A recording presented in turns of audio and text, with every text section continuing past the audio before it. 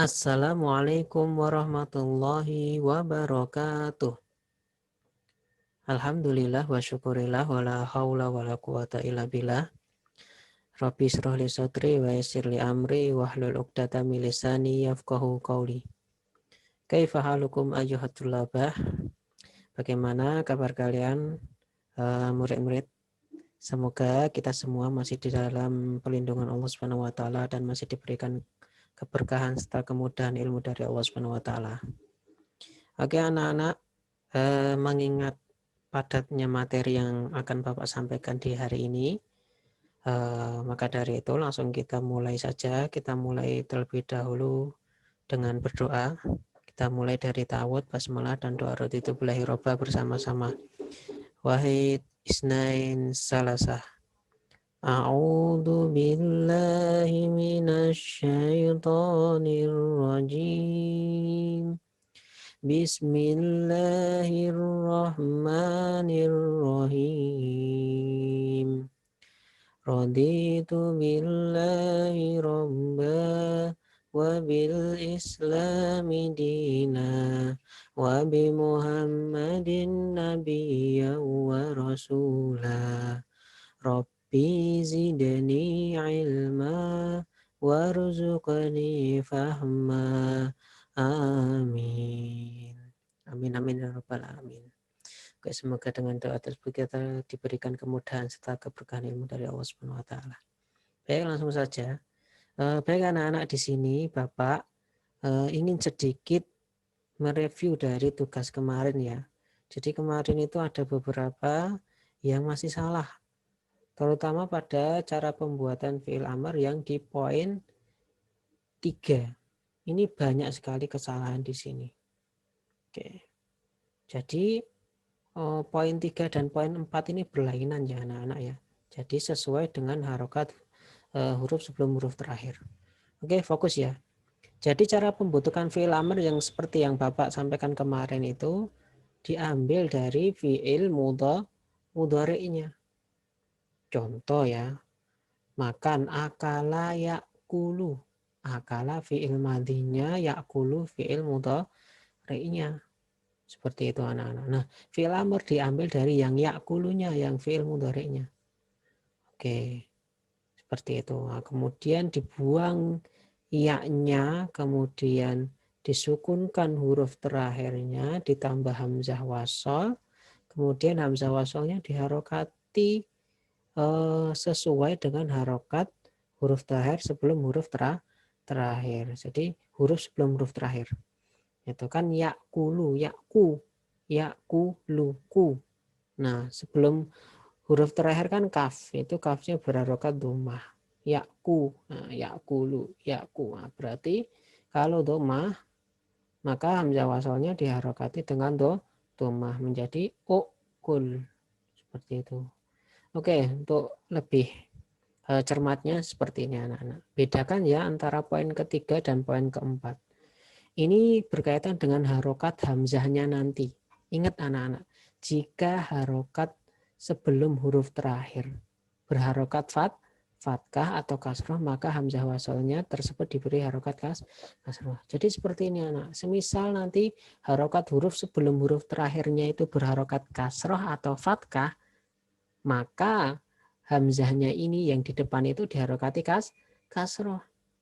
Ingat ketika harokat huruf sebelum huruf terakhir itu dia fathah atau kasroh, maka hamzah wasolnya diharokati dengan kasroh. Tetapi bila dhammah, harokat huruf sebelum huruf terakhirnya itu dhammah, maka hamzah wasolnya itu diharokati dengan dhammah. Alhamdulillah kemarin sudah banyak yang benar, cuman ada beberapa yang belum benar atau belum bisa. Oke. Contoh ya anak-anak ya. Oke. Kita langsung ke contoh kemarin. Oke, kita coba proses ini ya anak-anak ya. Ini yasma'u. Nah, yasma'u. Nah, ini coba kita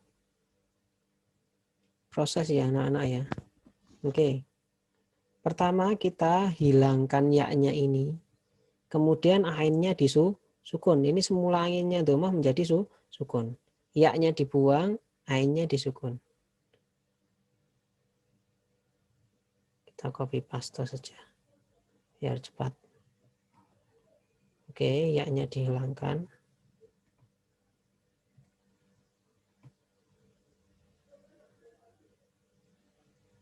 Oke, susah ya Nana. Kita tulis ulang aja.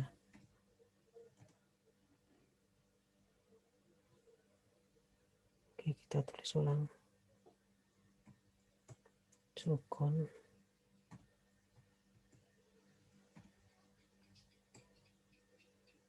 Nah, seperti ini ya. Ya-nya dibuang, kemudian ainnya disukun. Nah, ainnya disukun, ya-nya dibuang, ainnya disukun.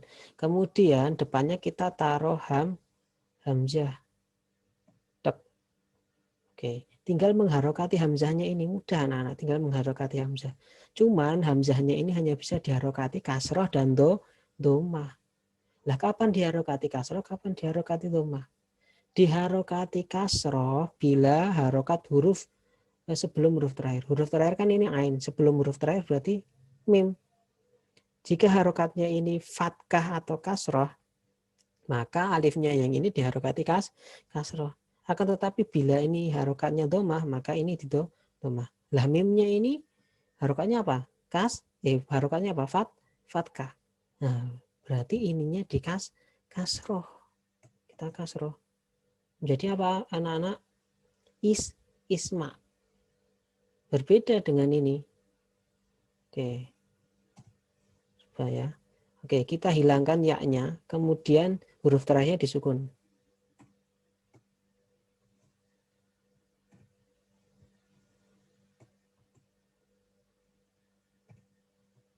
Oke.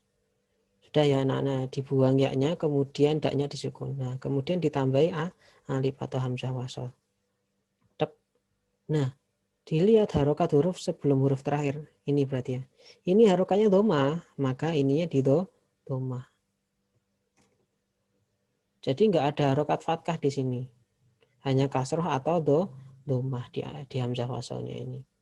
Jadi kalau kasroh, jika harokat huruf sebelum huruf terakhirnya fatkah atau kasroh, diharokati domah ketika harokat huruf sebelum huruf terakhirnya domah. Nah, yasma'u menjadi isma. Yasjudu menjadi usjud. Artinya ini dengarkanlah. Usjud artinya sujudlah. Seperti itu anak-anak. Oke. Kita tampilkan ya anak-anak ya. Nah, ini seperti ini anak-anak. Oke, dicermati ya. Oke. Nah, sekarang kita akan naik ke tingkat berikutnya ya, dalam pembahasan fi'il amr.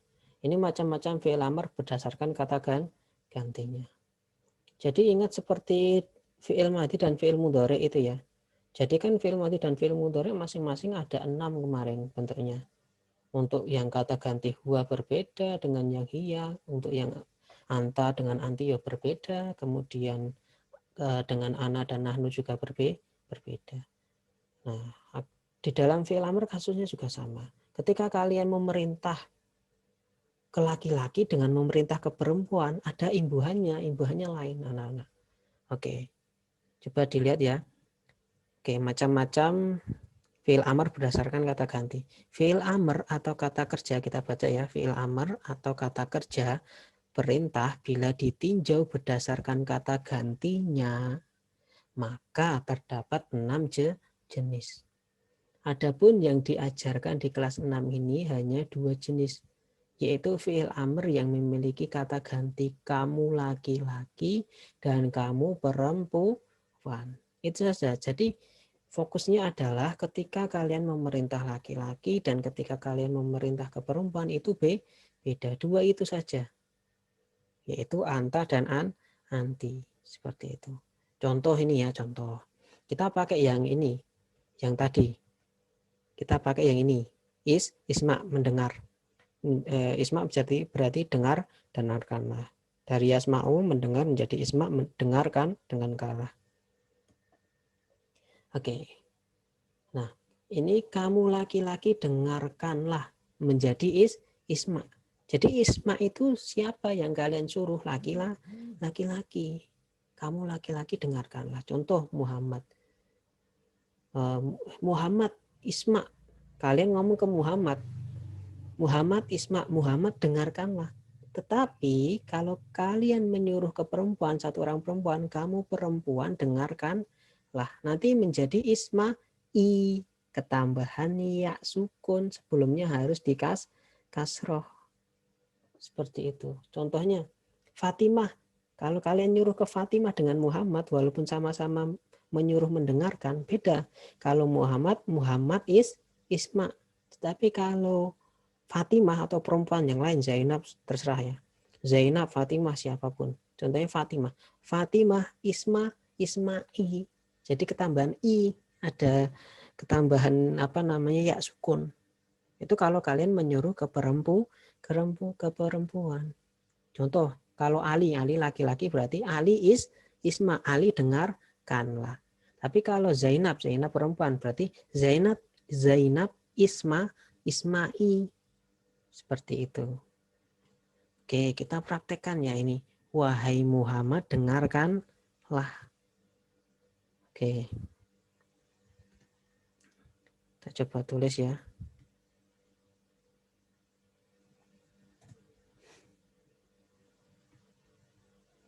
Wahai itu ya.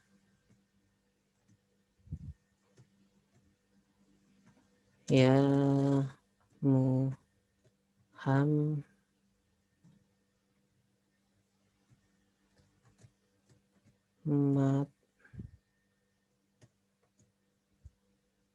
Ini kita matikan saja karena bukan pembahasan di kelas 6 ya. Nanti tidak jadi bingung. Oke ya Muhammad. Dengarkannya pakai ini yang Isma.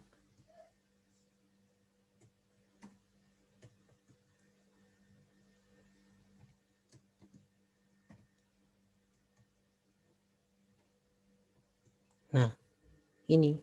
Tetapi kalau Aisyah beda.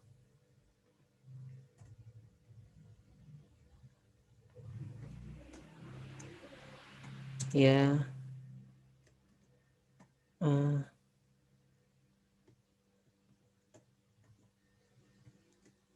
Syah.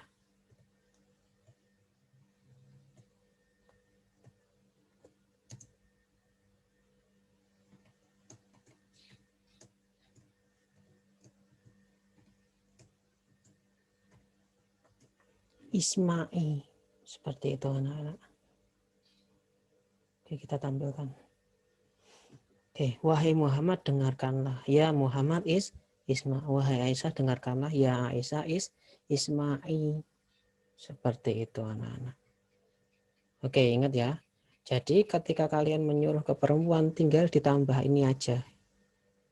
Tetap ya sukun di belakang. Cuman huruf sebelumnya harus kasroh. Oke, itu ya anak-anak ya. Oke, terima kasih telah bersedia sampai terakhir mendengarkan video dari Bapak. Semoga kalian diberikan kepahaman dan kemudahan ilmu dari Allah Subhanahu wa taala sehingga mampu berbahasa Arab sedikit demi sedikit. Oke, sampai di sini Bapak sudah ya. Syukron ala istimaikum. Assalamualaikum warahmatullahi wabarakatuh.